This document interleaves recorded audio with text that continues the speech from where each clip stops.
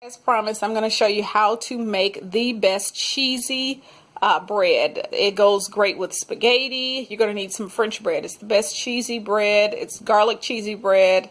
If you're a fan of garlic bread, you're going to love this. Now, all you need is a half cup of mayonnaise. You're going to need a half a stick of butter. You're going to need 4 tablespoons of Parmesan.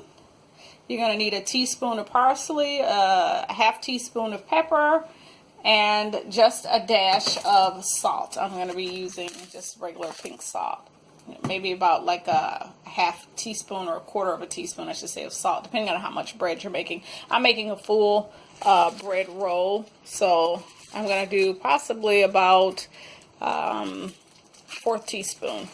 Now, once you've got all these ingredients incorporated, this is how it looks with the melted butter, the mayonnaise, the cheese, the Parmesan, the parsley, and black pepper. Now to this, all you're going to do is add a dash of garlic powder. You're going to add about a teaspoon of garlic powder. You're going to stir that in. And when you are done, we're going to split open our bread and we're going to spread it on and bake for 15 minutes.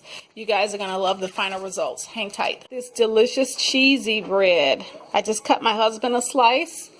Yes, follow those directions and you will end up with this beautiful crusted French bread, cheesy garlic bread.